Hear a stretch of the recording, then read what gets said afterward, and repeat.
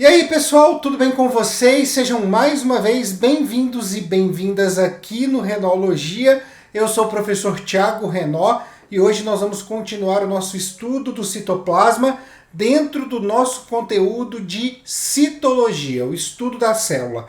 A estrutura que nós abordaremos hoje é fundamental para algumas funções celulares e também fundamental para a morfologia da célula. Eu estou falando do citoesqueleto, que não é uma formação óssea, mas a gente vai entender como ela funciona dentro de uma célula, beleza? Antes da gente começar, o nosso ritual padrão. Se você é novo ou é nova por aqui, sejam muito, mas muito bem-vindos e bem-vindas. Aproveitem, inscrevam-se no canal, ativem o sininho das notificações, deem o seu like, porque isso ajuda demais o canal a crescer, e ele está crescendo.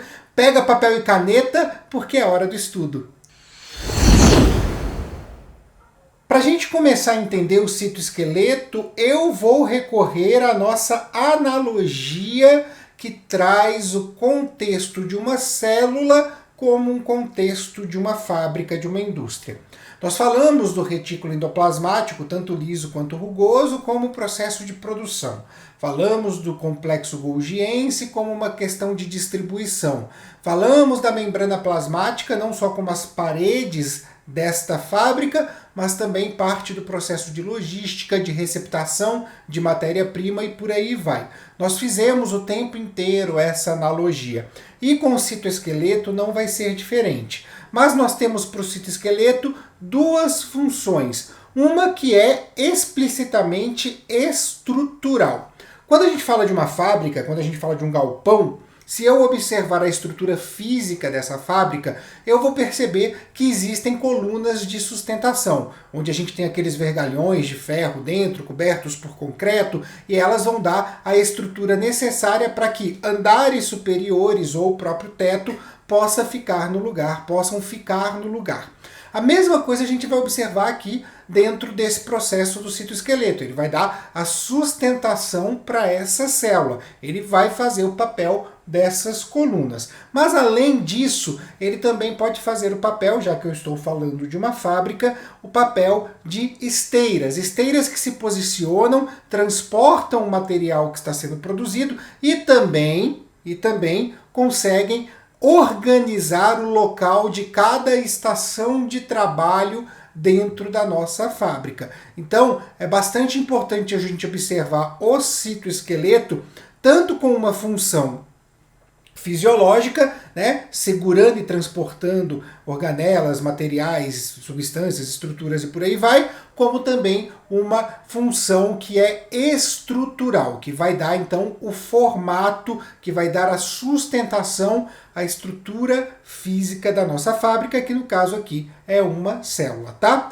As células eucariontes, elas possuem então, além das organelas citoplasmáticas, o citoesqueleto. E ele pode ser encontrado nessas células desempenhando uma grande quantidade de funções. A primeira é a definição da forma da célula, ou seja, ele está envolvido com a morfologia celular.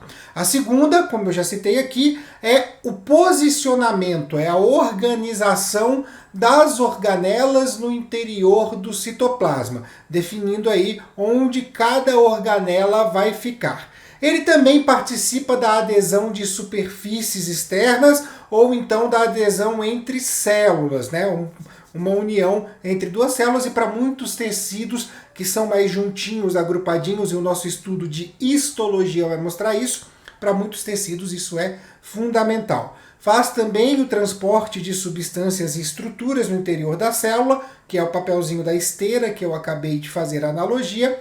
Participa numa outra conformação, e a gente vai falar dela, da contração muscular, e também participa da formação dos pseudópodes na fagocitose, ou então no movimento de células, como acontece com as amebas. Só que quando a gente fala de citoesqueleto, eu não estou falando exclusivamente de uma única estrutura, de um único tipo de estrutura. Nós temos no interior das nossas células 3 tipos basicamente de fibras que vão montar todo o complexo do citoesqueleto. São elas os microtúbulos, os microfilamentos ou filamentos de actina e, por fim, os filamentos intermediários. Os microtúbulos são formados de uma proteína que tem um nome bastante conveniente. Eu estou falando da tubulina. A tubulina, ela vai formar uma estrutura no microtúbulo que é uma estrutura helicoidal. E você já ouviu isso antes aqui mesmo no canal. Quando nós falamos do DNA, nós falamos que ele era uma dupla hélice, ou seja, uma fita dupla em formato helicoidal. Aqui no caso a estrutura é mais simples, né? Então as proteínas, as tubulinas, elas vão formar o microtúbulo num formato de espiral, como uma espiral de um caderno, ou se preferir, uma mola. Até acho mais adequado fazer a comparação com uma mola. E isso é importante porque a gente precisa, para os microtúbulos, de uma grande plasticidade, de uma flexibilidade. E aí, a mola você já sabe, né? Além dela não ficar numa linha reta, dela poder fazer movimentos ondulatórios, ela também pode aumentar ou diminuir o seu comprimento. E isso é fundamental para as funções do citoesqueleto, para as funções dos microtúbulos. Nas células animais, a gente vai ter esses microtúbulos organizados numa região conhecidos como centrosomos. Os centrosomos ficam próximos aos núcleos, por isso o nome centrosomo, porque está próximo do centro da célula, próximo do núcleo da célula. Apesar de que nem todo núcleo fica no centro, mas isso é um papo para um outro dia.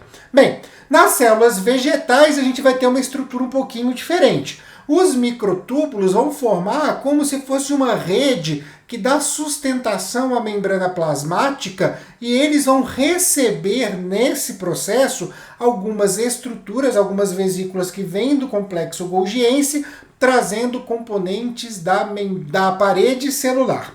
O que vai acontecer nesse caso?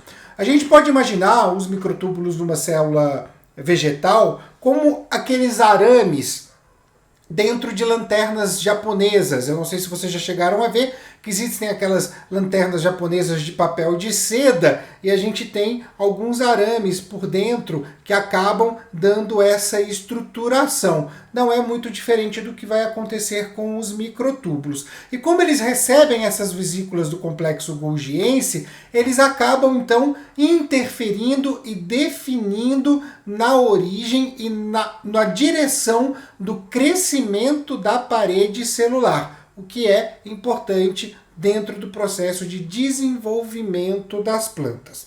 Já os filamentos de actina, e aí os filamentos de actina eles são formados pela proteína actina, o nome já diz, eles podem estar em uma outra conformação, eles podem ser paralelos, formando feixes, como um bando de varetas juntas, né? Uma empilhadinha na outra, ou podem fazer então redes entrelaçadas. É mais ou menos, gente, como aquele jogo antigo, o pega-vareta. Eu não sei o que é jogar um pega-vareta há anos. Era uma coisa que eu tinha em casa, jogava inclusive com meu irmão, com meus primos, mas é algo que realmente foi esquecido. Eu não sei nem mais se tem para vender, mas em todo caso o exemplo é bom, pode acreditar. Quando a gente tira as varetinhas da lata, nós temos um feixe, e quando a gente despeja elas numa superfície plana, nós temos exatamente uma rede entrelaçada, e é exatamente dessas duas formas que os filamentos de actina vão se apresentar dentro do citoesqueleto. E aí a gente pode ter densidades diferentes em regiões diferentes da célula.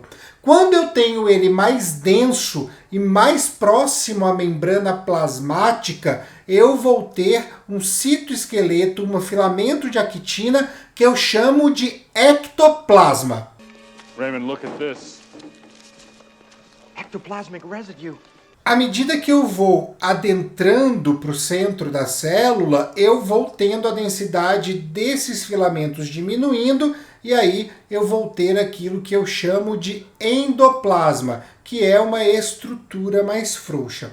Eu também posso encontrar os filamentos de actina associados a uma outra proteína, eu estou falando da miosina. A gente vai, no tecido muscular, falar mais disso, mas é importante a gente já saber que a actina e a miosina juntas vão formar as bandas musculares. E eu não estou falando de conjuntos musicais, eu estou falando de estruturas que também funcionam como amortecedores. Não sei se vocês já viram aquele processo do amortecedor, que a gente tem basicamente uma estrutura dentro da outra e que a gente tem o deslizamento dela e que realmente faz com que a gente tenha um amortecimento do impacto. A gente vai ter uma estrutura muito parecida com a actina e a miosina, formando essas bandas musculares que são responsáveis pela contração muscular. E aí você começa a entender, para você que está fazendo academia e percebe que tem que consumir proteínas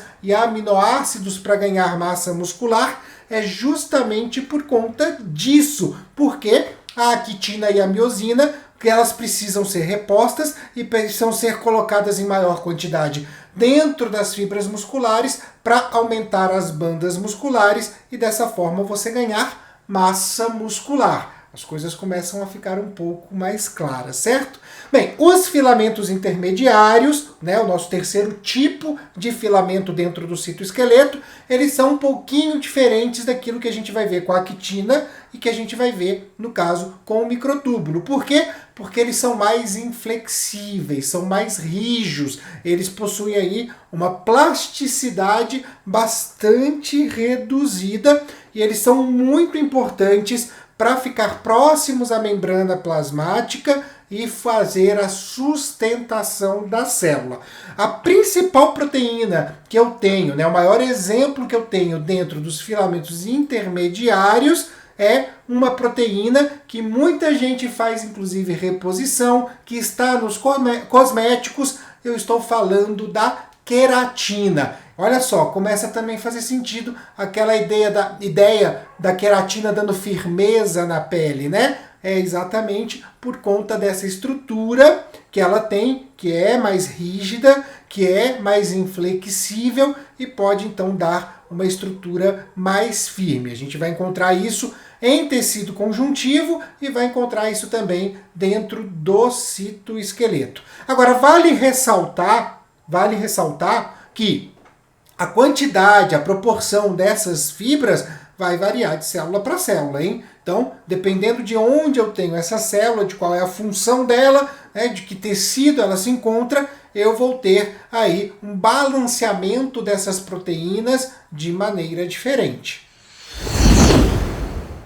Então é isso, pessoal, esse foi o nosso vídeo sobre citoesqueleto. Ainda a gente não terminou o nosso estudo do citoplasma, existem ainda algumas organelas e algumas estruturas para a gente poder estudar, mas ele está se encaminhando para o fim, tá bom? Bem, eu vou ficando por aqui. Antes eu deixo as nossas redes sociais, @renologia, no Twitter, no Instagram e também no TikTok. Deixo também a dica do nosso podcast, o Articulando Podcast, o Articulando Renologia, que sai toda segunda-feira no Google Podcasts, no Spotify e também aqui no YouTube. E deixo, é claro, como de costume, caloroso, porque eu gosto demais de vocês, o meu grande beijo a todos e a todas. E até a próxima!